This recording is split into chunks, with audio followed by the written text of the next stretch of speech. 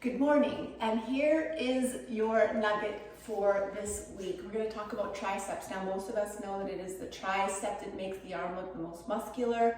If we neglect it, we get the loose skin because that muscle atrophies so much. So we are very preventative and reactive, and we want to make sure that we keep this muscle as strong and as muscular as we can so we maintain that nice sculpted looking arm. So we're going to focus on the tricep as I always do with your exercises. But this week I want to teach you a little bit of a trick. So there's 3 heads to the tricep. That's why it's so important to make sure that we're hitting all 3 heads, which we do in the programming. But the long head, that last long head that's inserted into the shoulder, it's the medius part of the back of the arm. So we want to make sure that we're hitting it both in flexion and in a stretch form.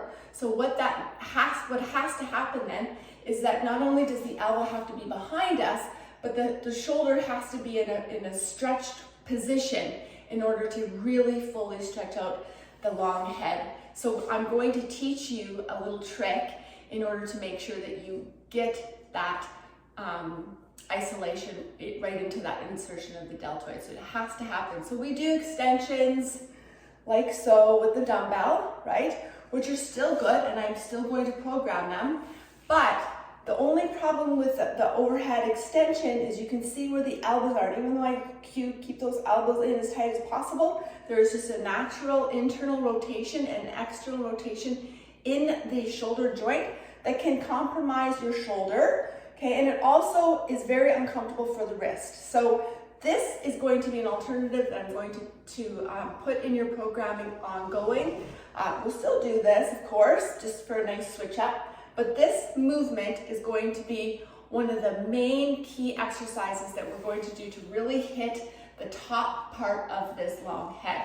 And the trick here and the little secret here is how we attach the rope or the band to the door, to the Smith machine that you're using, cable machine that you're using, or in my case, the squat rack.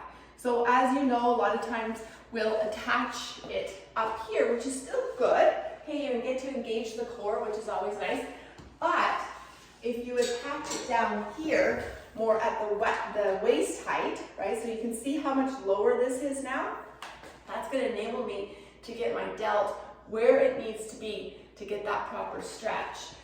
If it's out here, you're not going to get the same extension. So that's the little trick. So attach the rope on a cable machine, hip height. If you were using a door, make sure you're attaching the band to the door, hip height.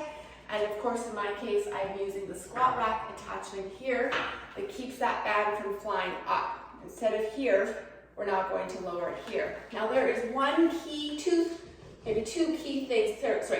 key things that we need to make sure that we're doing in order to effectively get this movement down pat. The first thing is I want you to stagger your feet, and I want you to put all of your weight on that ball of your foot. So you're not engaging the calf, okay? You're actually establishing a very strong base of support in the balls of your foot in the back here. So you're not extending, you're just really putting a lot of your weight back there. And that's going to help stabilize you, but also keep you in this upright position that you're going to need to obtain and maintain throughout the movement. So establish that mega support right back there. The other thing is if you're using a rope, I want you to put the rope attachment in between your thumb and your pointer. I don't want you to take the handle and flip it up, because what that's going to do is force the wrist to do most of the work. So if you're using the handle on the rope, just put it in between here so everything stays neutral. With the band, it naturally will just do that, okay? Everything is nice and neutral. So no wrist movement here. That is going to be the second key. And then the third key is to keep your body as upright as possible. You're not leaning into this. I want that shoulder to feel a full flexion and extension in that position. So the only way we're going to be able to do this, the only reason why I know this is because I have education and experience. So I understand how the body needs to be in position to get a certain contraction out of the muscles. So lucky you're in good hands. So let's put the weight here, upright, lots of weight here, right? Really good base of support.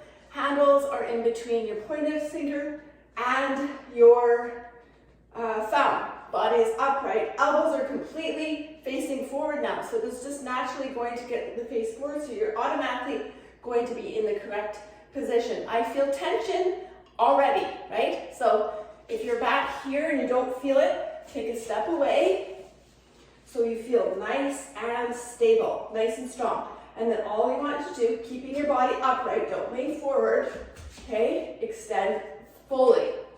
So look at where my shoulders are. I feel that stretch before I even begin, and that is exactly what we need to do to hit the long head, the meatiest part of your tricep. So full extension, lock those joints, come down nice and slow. So you might want to do 6 or 7 with one leg in front, and then finish the reps that I tell you to do in the programming with the other leg, or just make sure you switch legs in the next set.